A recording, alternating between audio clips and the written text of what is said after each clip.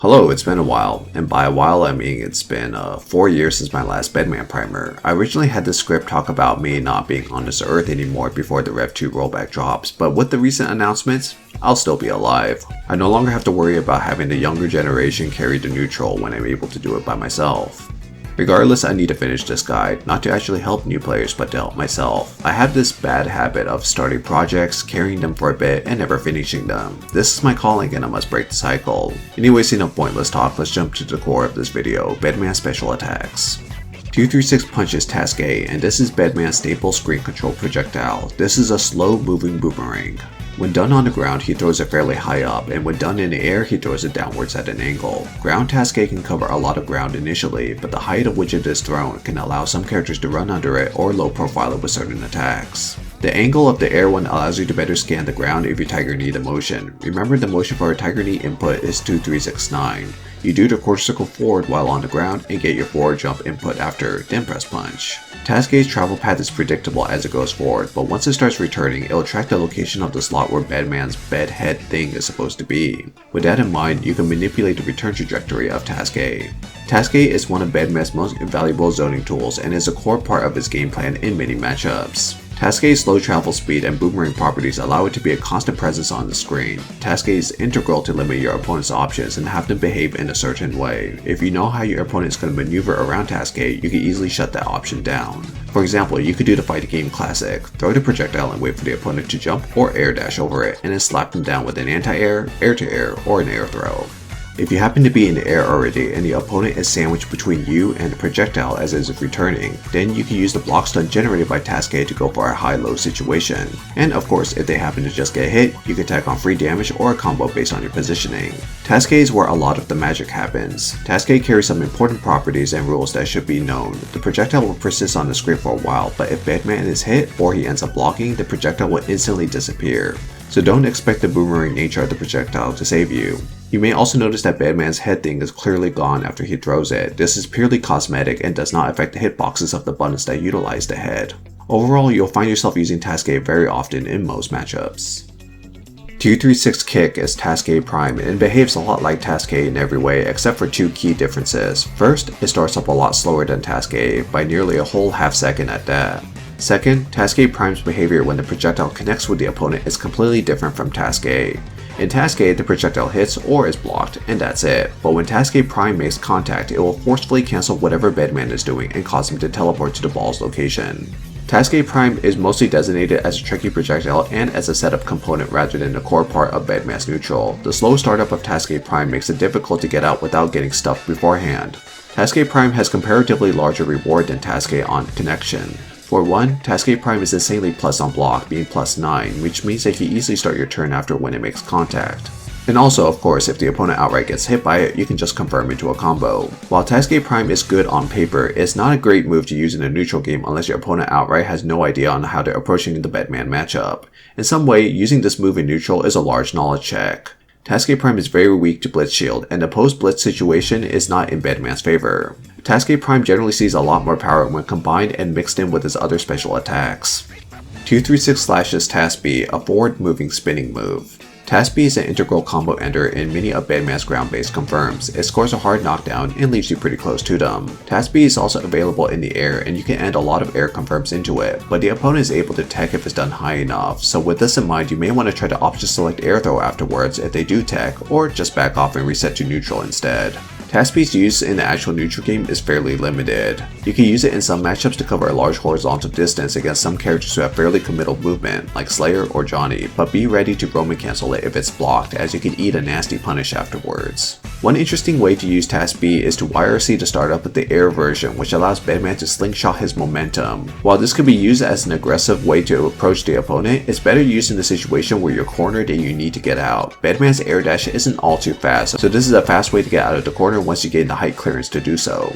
236 Heavy Slashes Task C, and is his infamous bed slam attack. When done on the ground, Bedman flies up with the hitbox and then falls down. When done in the air, he just does the falling part.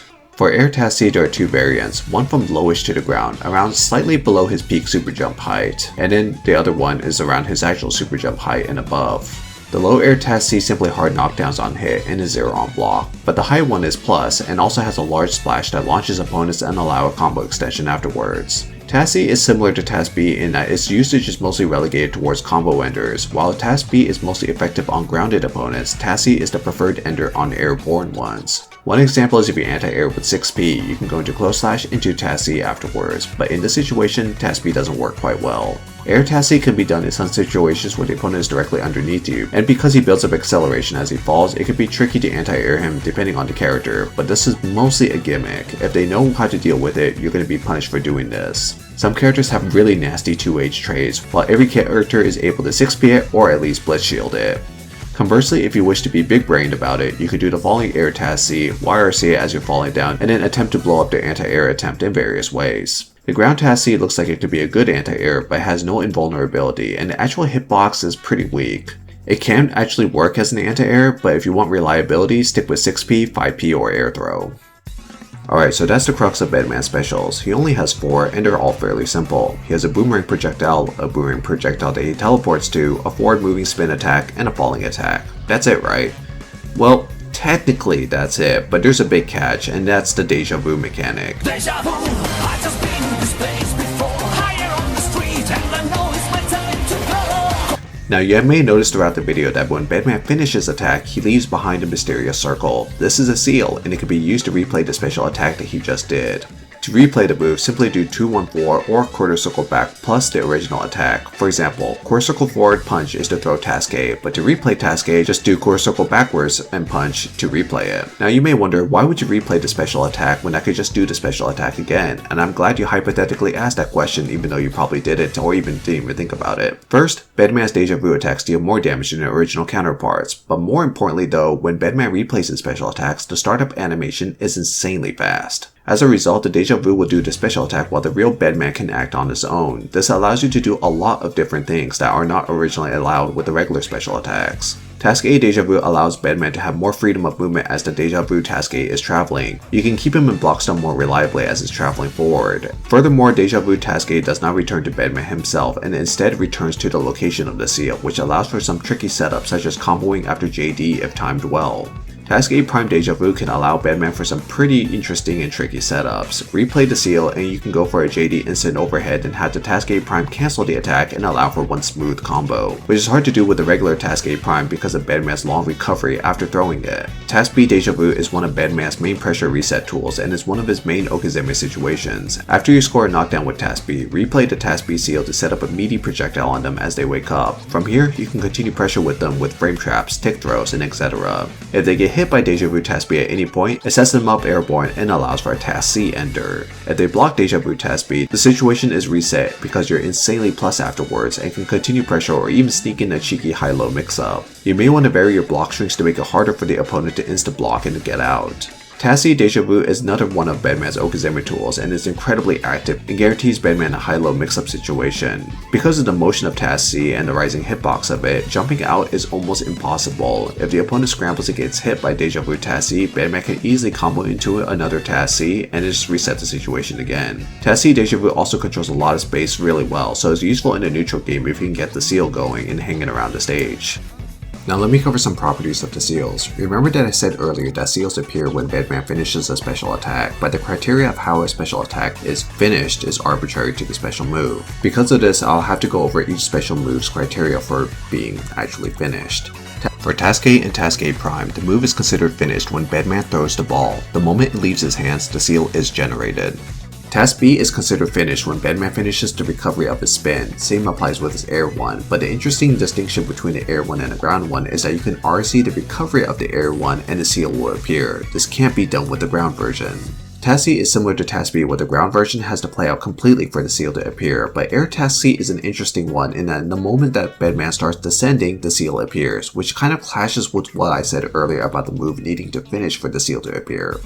Anyways, like I said, arbitrary behaviors, but you could do some pretty interesting things where you make it obvious that you're about to fall with Air Task C, and instead just YRC it and then replay it to trick the opponent below you. Now onto the second properties of the seal, and it's about what clones you could have out at a particular time. At any given moment, Bedman can only have one ball on screen, so you can't do something like replay task A and then throw task A of your own. Bedman can also only have one Deja Vu task B or Deja Vu task C clone on screen at a time. It is possible to actually have both the task B and task C seal on screen at the same time, but you can only have one replay of either happening at any given moment. You can actually mix and match some of the Deja Vu replays.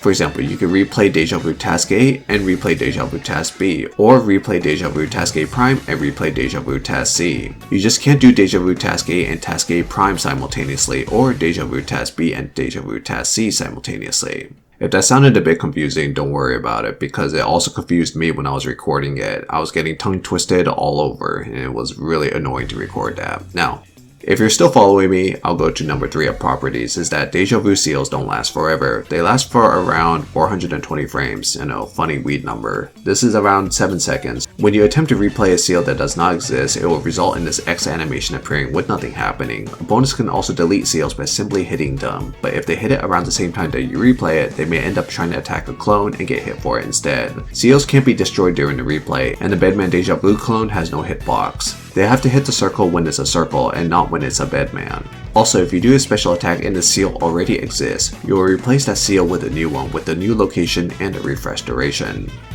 Number 4. Deja Vus will autocorrect. Even if Bedman uses specials and it went one direction, it doesn't mean that it will always go that direction. Deja Vus will track the opponent's direction on startup.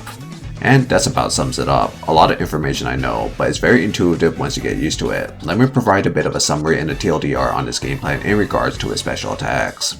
Bedman only really has one truly valuable special in the neutral game, and that is Task A. Everything else has varying uses based on circumstances, but aren't generally great. Utilize Task A to keep your opponent pinned down. The return trajectory of the projectile can allow you to set up many things. You can start offense from it, or even create a sequence where you throw Task A and uses return trajectory to set up his other special attacks that would typically be risky to do on its own. This will give you some Deja Vu seals on the screen to play around with, and it can allow you to better control space. Once you get it confirmed, combo into Task B or Task C varying on the situation. This will allow you to set up shop next to your opponent with a Deja Vu seal, and you can replay that to keep the opponent pinned down or go for more pressure. One big advice that I have is not to get fixated on your Deja Vu seals. Just because you can replay something doesn't mean you should always do so. For example, in this situation, replaying Deja Vu Task A makes no sense because it doesn't cover any valuable distance. Try to be cognizant of your decision making in regards to your Deja Vu replays. Anyways, that's all I have. It's nice to be back. Next video will cover Bedman's overdrives. Look forward to that in about 10 years, given my pace.